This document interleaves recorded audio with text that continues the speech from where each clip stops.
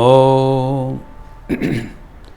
तव कथामृतं तप्तजीवनं कविभिडीडितं कल्मषापहं श्रवणमङ्गलं श्रीमदाततं भुवि गृह्णन्ति ये भुरिदा जनाः।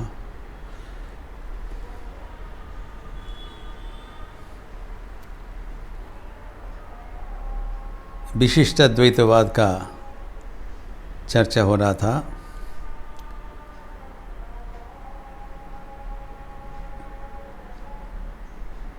श्री रामकृष्ण को पूछा गया था विशिष्ट द्वैतवाद क्या है। प्रश्नकर्ता नरेंद्र नाथ उत्तर दे रहे हैं भगवान श्री रामकृष्ण। यह अनूठा संलाप है। ऐसी शास्त्र चर्चा कहीं कहाँ पर नहीं सुना गया है, जहाँ पर सिद्धांत अपना अनुभूति के बल पर व्याख्यान किया जा रहा है। ऐसी विचार होना चाहिए। ठाकुर ने पहले समझा दिया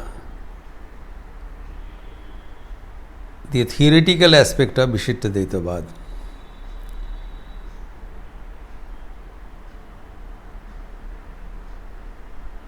कि ईश्वरी जीव एवं जगत में परिव्याप्त हुआ है। जीव जगत के समष्टि ही ईश्वर का स्वरूप है। is the sum total of the entire existence। चित भी है, अचित भी है, जड़ भी है, चेतन भी है। सब कुछ के भीतर ही वो प्रकाशमान है।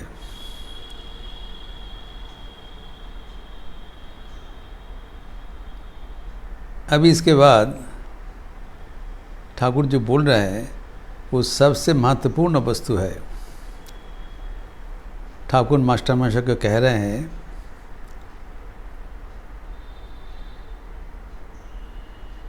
आमी देखছি তিনি सब কিছু হয়েছেন। ये जो बोला गया है वो मैं देख रहा हूँ, प्रत्यक्ष कर रहा हूँ। ये न केवल ये एक विचार वितर्क का विषय है,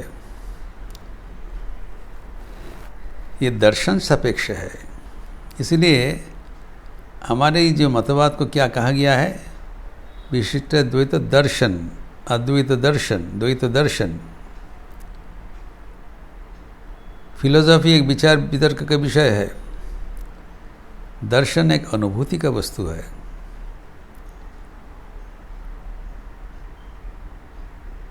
इसलिए हमारे जो धर्म का जो परिभाषा है, रिलीजियन कोई मतवाद नहीं है। रिलीजियन इज रियलाइजेशन, अनुभूति, बीइंग एंड बिकमिंग।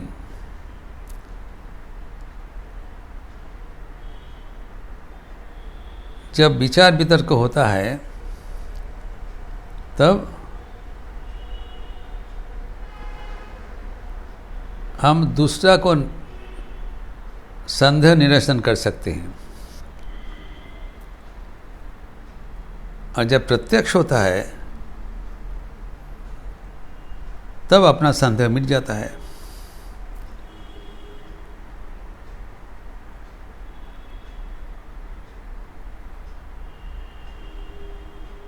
रसोवर्जम रसप्यस्य परम दृष्टवा निवर्तते। जब दर्शन हो जाता है तब प्रत्यक्ष ज्ञान हो जाता है।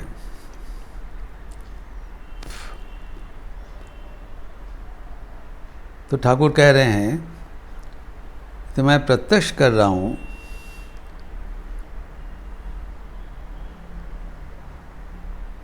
सिर्फ विचार से क्या हो पाएगा। अभी जो बोलना एक मंत्र बोल रहा है ठाकुर जी का, एक एक वाणी एक एक मंत्र जैसा है, गंभीर अनुध्यान योग्य है। ठाकुर बोल रहे हैं, चैतन्य लाभ ना करले चैतन्य के जाना जाए ना, महामंत्र है।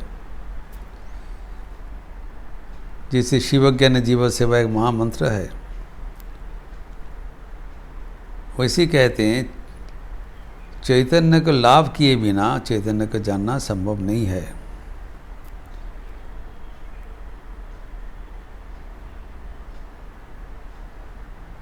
बातचीत में क्या करोगे?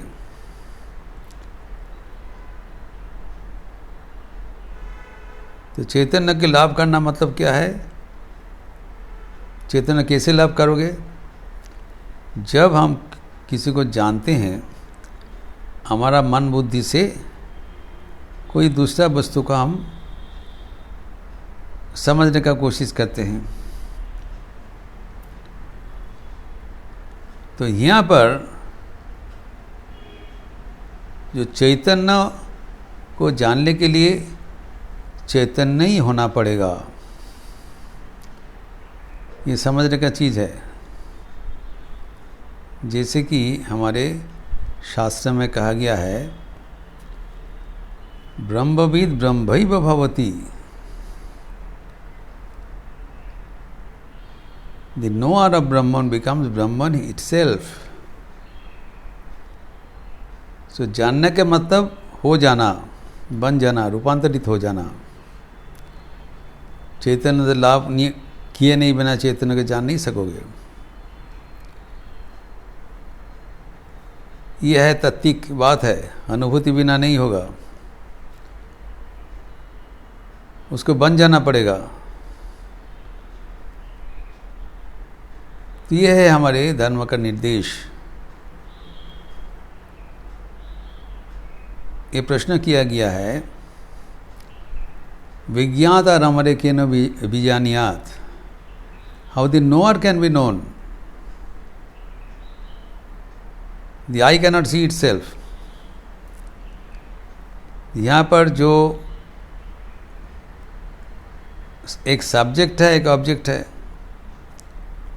एक ज्ञाता है, एक ज्ञेय है।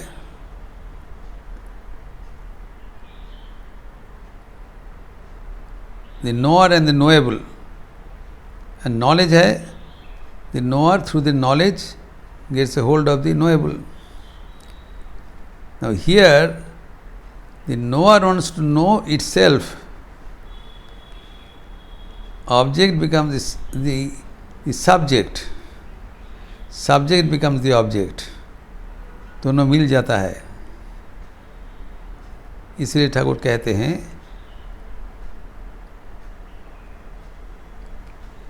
कि ultimately one has to get converged into the realization। और ये विशिष्ट द्वैत का जो रियलाइजेशन है, जो सब कुछ होते हैं, ठाकुर कहते हैं मैं प्रत्यक्ष देख रहा हूँ। फिर बोल रहे हैं विचार कतक्षण, যতক্ষণ न दर्शन है। क्या सुंदर बात है। तब तक विचार होता रहता है जब तक अनुभूति नहीं हुआ। बीटिंग अबाउट द बुश, जब अनुभूति हो जाएगा तब सब कुछ समझ में आ जाएगा। There no need of any drum beating, any noise. कितना उदाहरण से दूसरी जगह में बताया।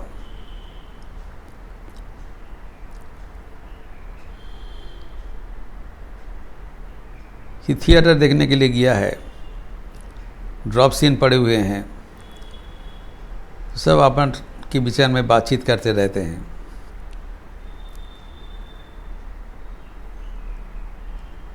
जाई ड्रॉप सीन उठेगा लो, when the stage becomes visible, you are seeing the actors and actresses, तब बातचीत सब खत्म हो जाता है।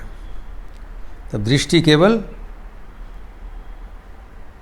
To the actors and actresses, लक्ष्य बदल जाता है।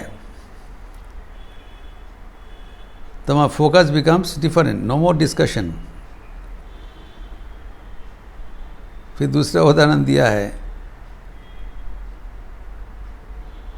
जब निमंत्रण में भोजन के लिए जाते हैं, पहले बहुत शोरगुल होता है,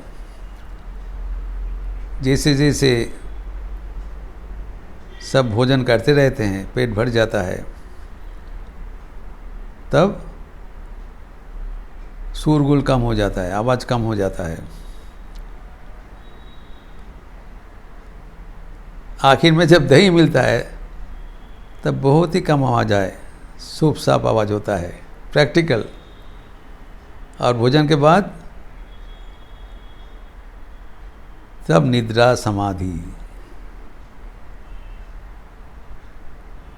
उदाहरण दिया है, बातचीत सब खत्म हो गया, तो विचार कितना तक है? जब तक ना अनुभूति होता है।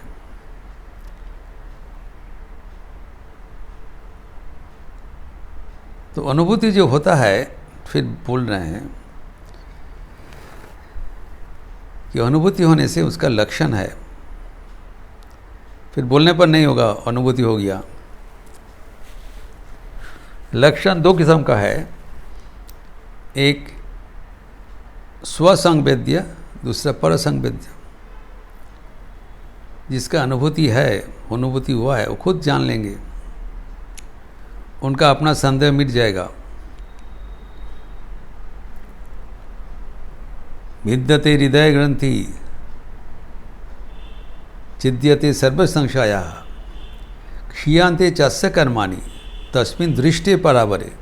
दर्शन के बाद सब हृदय का ग्रंथि, जितना संशय है, सब कुछ निरसन हो गया, जितने प्रारब्ध कर्म सब कुछ छिन्न हो गया, मुक्त हो गया। लेकिन दर्शन के बाद, चैतन्य के बाद, ठाकुर कह रहे हैं तार कृपाए चैतन्य लाभ करते হয়। प्रतिटी वर्ड एकदम मंत्र है, ऐसे नहीं होगा। भगवान को पकड़ना पड़ेगा, भगवान का अवतार को पकड़ना पड़ेगा। वो नररूप धारण करके आते हैं चैतन्य दिलाने के लिए, दैट इज हिज पर्पस। उनको पकड़ना पड़ेगा, उनको कृपा होने से चैतन्य होगा। भगवान अंगीकार कर रहे हैं, ददामी बुद्धि योगम तम जेन माम उपजानती थी। हमें प्रार्थना करो, ऐसी बुद्धि दे दूंगा ताकि मुझे प्राप्त कर लोगे, चैतन्य प्राप्त करोगे। देने के लिए तो मैं तैयार हूँ, लेने वाला कौन है? प्रार्थना करना पड़ेगा। यह इसीलिए कहते तार कृपा है, जमें वैश्य वृणुते तेने लोग, जिसके ऊपर कृपा होगा उसको मिलेगा। कृपा के लिए प्रार्थना करना पड़ेगा, घमंड से नहीं होगा। और जब तक चैतन्य नहीं होगा तब चैतन्य को जानने का कोई उपाय नहीं है, विचार भीतर का कोई बात नहीं है। तो जिसको चैतन्य हुआ है वो खुद जान लेंगे, प्रत्यक्ष हुआ है, अपने को पता चलेगा।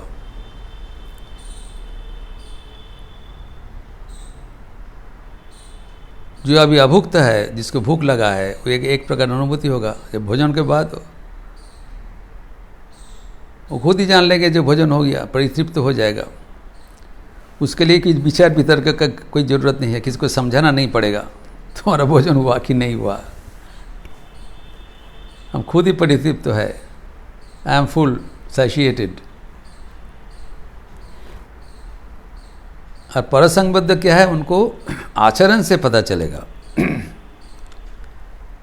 जो भूखा है, आज जो भरपेट है, उसमें दिखाई में फर्क पड़ेगा। तो ठाकुर कहते हैं यहाँ पर, जो चैतन्य हुआ है उसका लक्षण भी है। 5 लक्षण बताया। प्रथम, इनकी समाधि होता है। द्वितीय, माझे माझे देहो भूल हो जाए। प्रतिटी शब्द में, प्रतिटी बात में अर्थ है, बीच बीच में देह बुद्धि लोप हो जाता है। तृतीय, कामिनी कांचन से आसक्ति चला जाता है।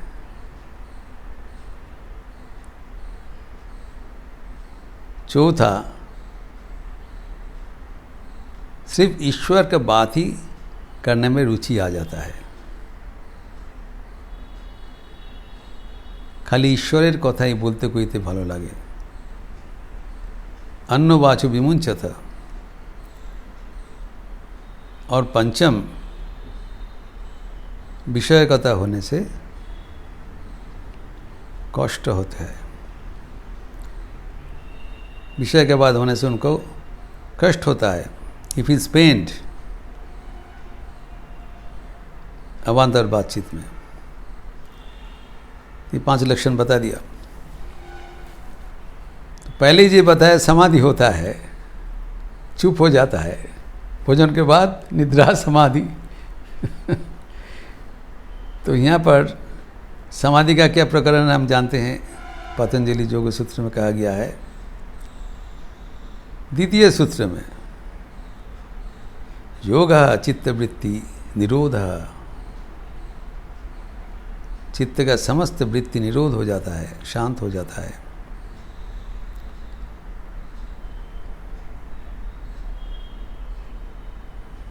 समाधि में जो चैतन्य का जब बोध हो जाता है, चैतन्य लाभ मतलब बोधे बोध हवा, भगवत स्वरूप बन जाना है, भगवान हो जाना है, चैतन्य हो जाना है।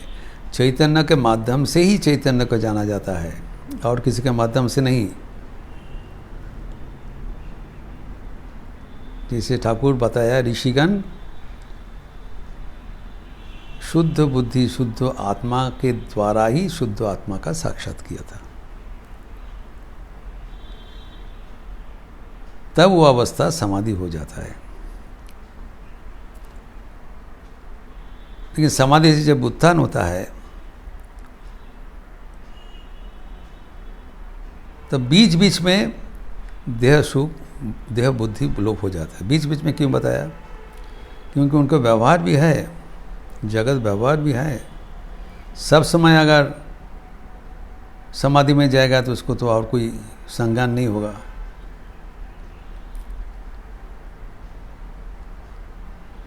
तो बीच बीच में उनका देह बुद्धि चला जाता है।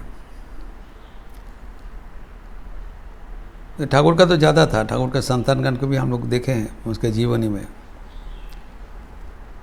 ठाकुर के संतानगण को जो देखे हैं उनका विवरण से भी हम लोग जानते हैं, सुने हैं ये कैसे होता था, और उनके जीवनी में भी लिखित है। जैसे कि एक उदाहरण ले लिया जाए, राजा महाराज स्वयं ब्रह्मानंद जी, वो तंबाकू सेवन करते थे। तो तंबाकू सेवन कर रहे हैं, लेकिन बीच बीच में उनका देह बुद्धि नहीं है। तंबाकू नल लगा हुआ है, वो दूसरा जगह में चले गए। उनके सेवकगण को वो सावधान रहना पड़ता था कि कब वो इस भूमि में है, कब दूसरा भूमि में चले गए। दूसरे आदमी जो देखते थे वो कभी कभी कहा करते थे, ये व्यक्ति भी तंबाकू सेवन करते हैं, इतने ऊंचे संत है। सेवकगण जानते थे कौन तंबाकू सेवन कर रहे हैं। उन तंबाकू का नल लगा हुआ है और वो तम्बाक सब जल के खाक हो गया। लेकिन उनको चेतना नहीं देते थे जब आपको तंबाकू ख़त्म हो जा रहा है। वो चुपचाप इंतज़ार करते थे और चुपचाप आके तंबाकू का जो कल के है बारंबार बदल देते थे, फ्रेश प्रिपेयर कर देते थे, ताकि उनका समाधि से कोई विघ्न ना हो जाए। जब उनका मन नीचे भूमि में उतर होगा तो 2-1 टन लगाया, फिर चले गए। ये जो बीच बीच में उनका देह चला जाता है, ये तो दिखाई पड़ता है। ये लोग डेमोन्स्ट्रेट किया। ठाकुर का तो बात ही आलादा है। तो बीच बीच में उनका देह बुद्धि चला जाएगा। ये है चैतन्य लाभ का लक्षण।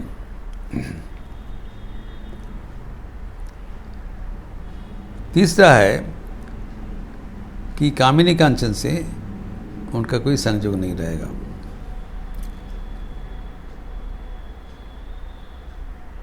तो जब ईश्वर से मन आकृष्ट हो गया तब ठाकुर कहते मिश्रीर पाना पेले आज চিটে গুড়ের पाना খেতে ভালো লাগে না, संसार आलो नहीं बोध है। जब भगवान को किसी ने प्राप्त कर लिया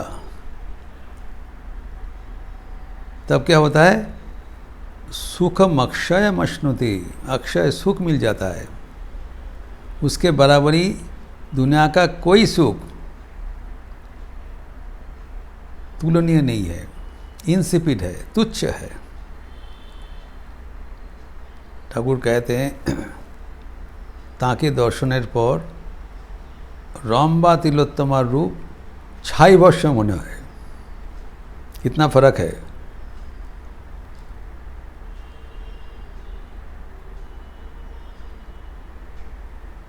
जो अप्सरागण है जिसको कहा जाता है मोस्ट ब्यूटीफुल पर्सन्स, वो भी राग जैसा प्रतीत होता है भगवान दर्शन के बाद।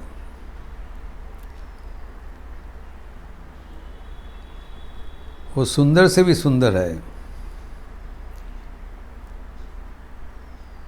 এই লোভিনু সঙ্গ তব সুন্দর হে সুন্দর, पुण्य हलो अंग मम धन्य हलो अंतर।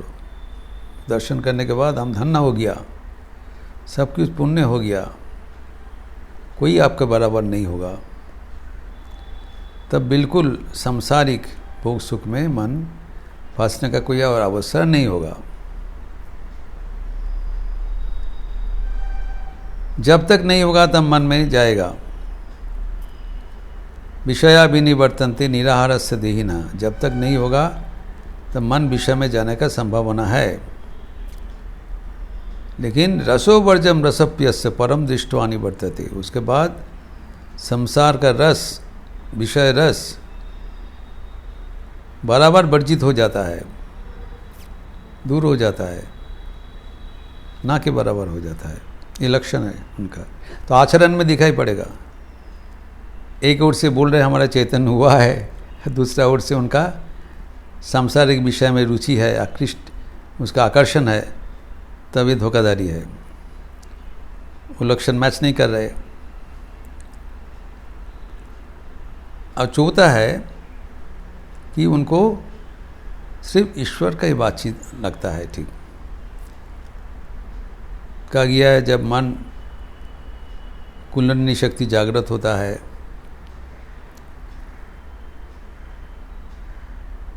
जब हृदय में जब आते हैं तब अनाहत चक्र है, भगवान का दर्शन करते हैं।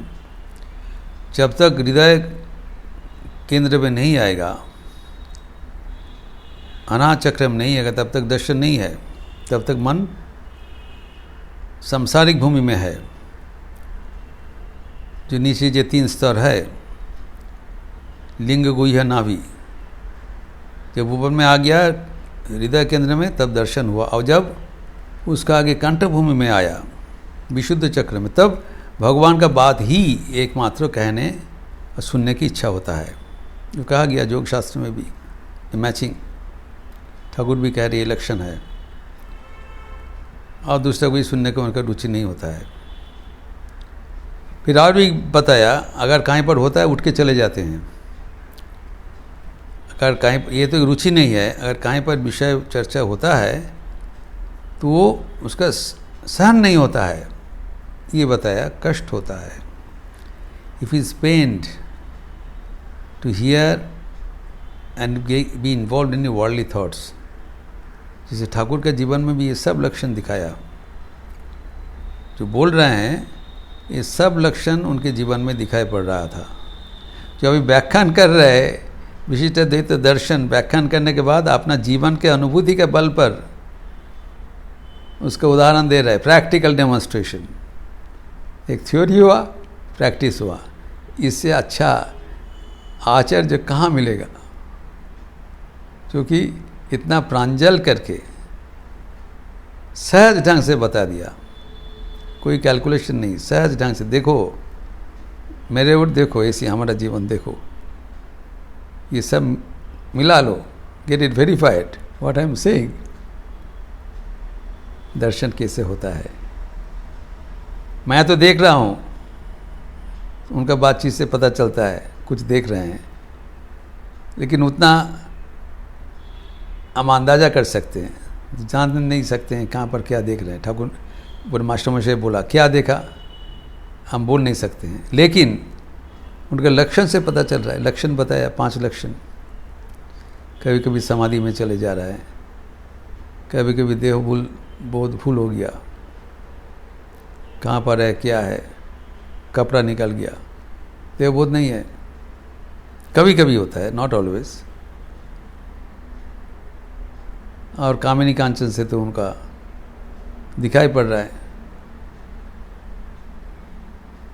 इतना कष्ट होता है, और विषय चिंतन से दूर रहता है। तो ये है परसंग वेद्य लक्षण, दूसरे को दिखाई पड़ेगा। और दूसरा है ससंवेद्य लक्षण, अपने को दिखाई पड़ेगा। यह है दर्शन के बाद, चैतन्य के बाद। ठाकुर भक्तगण का आह्वान कर रहे हैं कि दर्शन विचार, दर्शन ही हमारा लक्ष्य है। कोई भी चीज़ समझने के लिए थोड़ा बहुत विचार करके आखिर में अनुभूति के बल पर उसको अनुभव कर लेना चाहिए, तभी हमारा ज्ञान पक्का होगा। उनकी कृपा से चैतन्य लाभ करते हुए तब चैतन्य को जानना ही जीवन का लक्ष्य है। इसका विचार और आगे बढ़ाते हुए जो बातचीत हुआ था उसका विस्तार हम अगले दिन करेंगे। ओम शांति शांति शांति। हरि ओम तत्सत। श्री राम कृष्णार्पणमस्तु।